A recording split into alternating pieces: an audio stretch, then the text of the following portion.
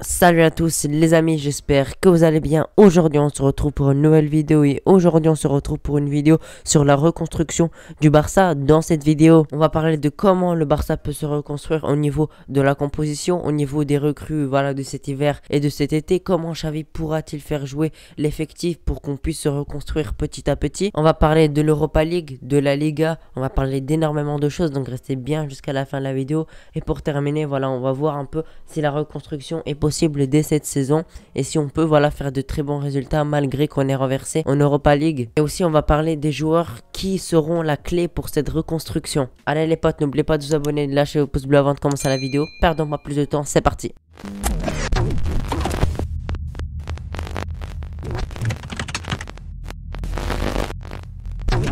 Les potes, on va commencer tout d'abord par Xavi. On va parler de lui pour commencer parce que c'est lui qui va nous permettre de nous reconstruire. Même s'il a fait quelques erreurs, il est encore jeune, il est inexpérimenté, il est coach à Al Sadd que depuis 2 ans. On voit de bonnes choses mais il fait des erreurs, c'est normal. Je vous ai dit, c'est un coach assez jeune qui n'a pas encore assez d'expérience. Il fera des erreurs mais il fera aussi des bonnes choses comme il a pu nous faire. Par exemple, dès son premier match contre l'Espagnol de Barcelone, où on a produit un bon football, on s'est créé des occasions. Mais le problème, c'est qu'on peut produire du foot mais on se crée pas assez d'occasions. Donc ça va passer par les recrues de cet hiver. Mais bref, on va parler des recrues un peu plus tard. Donc on va parler de la tactique qu'on devrait avoir. Il va falloir avoir un 11 type, une tactique type. Voilà, si Xavi veut jouer en 3-4-3, il pourrait jouer en ça, 3-5-2, 4-3-3. Mais je pense que la meilleure composition possible et qui est adaptée à nos joueurs, c'est le 4-3-3 avec des ailiers bien évidemment. Parce que si t'as pas d'ailier sur les ailes à droite et à gauche, t'es mal. Parce que tu peux pas jouer sur les côtés, t'es obligé de jouer sur l'axe. Et donc le bloc adverse défensif va rester va pas trop s'écarter, donc on aura moins d'espace dans l'axe. Donc il va nous falloir 2 ailiers à droite et à gauche. Je pense par exemple à Dembélé, à Abdé, à pourquoi pas Ansu Fati. Il va nous falloir un joueur de pointe qui pèse sur les défenses adverses, un vrai numéro 9.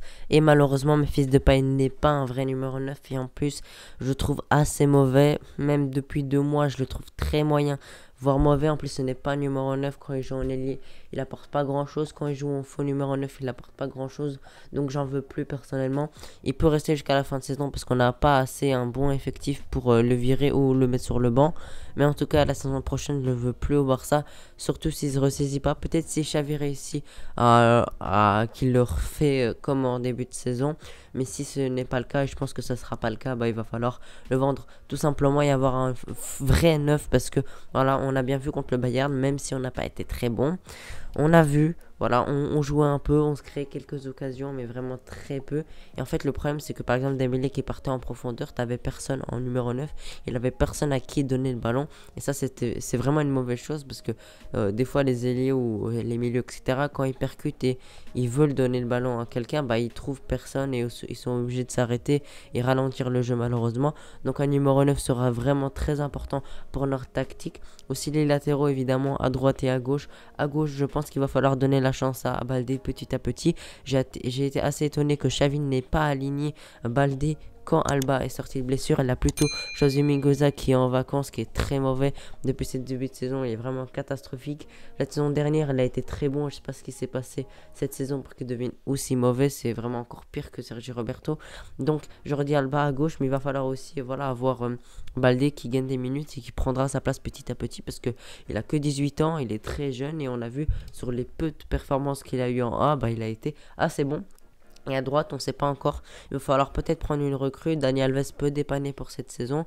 Dest, je trouve pas assez bon. Même si avec Dembélé à droite, avec un vrai ailier, je pense qu'il aurait plus simple. Mais il est encore très jeune. Il a une grande marge de progression. Mais il va falloir mettre un vrai latéral droit à droite tout simplement parce qu'il nous faut des vrais latéraux. Et Dani Alves, je pense que c'est juste pour dépanner 1 ou 2 saisons parce que il a 38 ans. Il peut pas encore jouer 3-4 ans. Maintenant, on va accorder quelques minutes au mercato, aux recrues. Moi j'aimerais vraiment Sterling qui est un ailier très percutant, très rapide, très dribbleur. On a vu avec l'équipe d'Angleterre, c'est un des meilleurs attaquants du monde. Aussi avec Manchester City, c'est un des meilleurs attaquants du monde. C'est un excellent joueur, c'est un joueur de classe mondiale. Par contre, il va pas venir en hiver, faut pas rêver, il va pas venir dans un Barça qui va jouer l'Europa League et qui est 7ème, il me semble, de Liga, donc il va pas venir cet hiver, mais il y a moyen cet été. Mais pour ça, il va falloir se qualifier en Ligue des Champions, soit en gagnant l'Europa League, soit en terminant dans le top 4 de la Liga. Aussi Ferran Torres en numéro 9. Comme j'ai dit, il va nous falloir un numéro 9, donc pourquoi pas lui. Mais j'ai vu des prix exorbitants comme des 70 millions d'euros, comme des 50 millions d'euros. Pour moi, c'est beaucoup trop pour Ferran Torres. Si c'est pour ce prix, mieux aller chercher un numéro 9 jeune qui a vraiment potentiel. Voilà, on a bien vu avec Haaland par exemple, où les Leipzig ont acheté Haaland pour un petit prix et maintenant il vaut 4 à 5 fois sa valeur. Maintenant, il vaut des prix énormes. Il va falloir aussi se pencher sur des latéraux. Voilà, à droite, on ne sait pas trop, à gauche non plus. En défense, je pense qu'il n'y a pas vraiment besoin de recruter, surtout que tu as Araujo, Eric Garcia. Voilà, je sais que c'est pas une grande défense, mais bon, on peut dépanner avec ça parce que voilà, c'est pas le poste où on a le plus besoin. On a surtout besoin sur les ailes en numéro 9 et aussi en termes de latéraux. Au milieu, pas besoin de recruter. Tu as beaucoup de joueurs. Tu as Frenkie de Jong, tu as Gavi, tu as Nico Gonzalez, tu as Pedri, tu as Riqui Puig, tu as Busquets. Donc comme j'ai dit, voilà. Au milieu, pas besoin de recruter, même si je commence vraiment à m'inquiéter pour Frenkie de Jong. J'ai vu sur Twitter que beaucoup le critiquaient, je pense qu'ils ont raison. Parce que voilà, ils ont dit que voilà, depuis qu'il est au Barça, les très grands matchs, voilà, on n'en retient pas vraiment un où il fait un énorme match, où il fait un match extraordinaire. Voilà, dites-moi en commentaire si vous avez un match comme ça en tête en Ligue des Champions ou bien Classico, etc. Parce que pour moi, dans ma tête là, en tête, j'en ai aucun où Frenkie de Jong fait une énorme performance dans un très grand match. Il y a beaucoup de joueurs qui psychologiquement sont pas bons. Le premier à qui je pense, c'est Ter Stegen, encore contre le Bayern. Il a fait une performance catastrophique lors du 8-2. Je pense que depuis le 8-2, il a lâché psychologiquement. Depuis le début de saison dernière, je vous dis qu'il n'a plus le niveau comme avant, mais certains me disent oh, c'est à cause de la défense, etc. Mais non, on a vu encore avec la frappe de Sané où il fait complètement n'importe quoi. Là, ça peut pas être encore la faute des défenseurs. Si jamais on arrive à en avoir un gros prix, il va falloir absolument le vendre et acheter un autre gardien pour le remplacer. Mais évidemment, il n'y a pas que lui, il y a aussi Jordi Alba, Piqué, Busquets, vraiment beaucoup de joueurs et ces joueurs-là, je pense que petit à petit, il va falloir les sortir du 11 comme ça. Voilà, on aura moins de problèmes psychologiques. Aussi Frenkie de Jong, mais aussi si il n'arrive pas à vraiment faire de bonnes performances, il fait des performances assez satisfaisantes en Liga, mais dans les grands matchs il est souvent absent. Et si ça continue comme ça encore cette saison, si jamais on arrive à recevoir une grosse offre comme 90 millions d'euros, bah on pourra le lâcher. Avec cet argent, on pourra se renforcer en attaque et en défense. Mais par contre, l'argent qu'on aura, évidemment, il va pas falloir faire n'importe quoi avec. Voilà, il va falloir pourquoi pas prendre un jeune qui a beaucoup de potentiel et un top joueur. Voilà, pourquoi pas prendre Sterling comme ça et aussi un ADMI pour 30 millions. Je pense que ça pourrait vraiment être une bonne à faire. Mais en tout cas, il va falloir, avec l'argent qu'on a, le peu d'argent qu'on a, faire des bonnes affaires et pas des prix exorbitants comme Ferran Torres pour 70 millions d'euros parce qu'il les vaut clairement pas. Maintenant, on va parler de l'Europa League. Je pense qu'on pourra se qualifier. Voilà, je pense qu'on pourra faire une belle épopée. Mais par contre, il va falloir rehausser notre niveau de jeu parce qu'il y aura le RB Leipzig, Atalanta pourrait être en Europa League. Il y a aussi le Sheriff, le club qui a battu le Real Madrid, un petit club de Moldavie. Voilà, on va affronter beaucoup de petits clubs, mais aussi il y aura des clubs qui sont pas faciles à battre, comme par exemple le Milan AC. Il devrait être, non, eux ils sont 4e, c'est Porto qui sont 3e, pardon. On pourra affronter aussi Porto. Donc on espère qu'on fera une bonne épopée. D'abord voilà, pour la confiance des joueurs, pour essayer de gagner un trophée européen et aussi pour pouvoir avoir des fonds, de l'argent pour pouvoir s'en renforcer l'été prochain. Parce que n'oublions pas que quand tu passes un tour, bah, ça te rapporte de l'argent. Et si jamais on arrive à gagner l'Europa League, ça pourra nous faire pas mal d'argent pour recruter. Gagner l'Europa League passera par un 11 type, par un bon 11, par un 11 avec des joueurs qui se connaissent bien, qui ont joué beaucoup ensemble, par la confiance, par un bon mental, parce que c'est pas si simple que ça de gagner l'Europa League. Et maintenant parlons de la Liga, je pense qu'on pourra vraiment faire le top 4, mais il va falloir se réveiller, il va falloir faire des victoires de suite, il va falloir aller dans une bonne dynamique, enchaîner les matchs, essayer de gagner des gros matchs comme contre l'Atlético Madrid ou le Real Madrid, même si c'est compliqué, essayer de faire notre maximum, même si pour battre le Real Madrid, l'Atlético, ça va vraiment pas être simple, mais il va falloir faire de notre mieux et que certains joueurs soient mieux dans les grands matchs comme Frenkie de Jong par exemple ou Ter Stegen.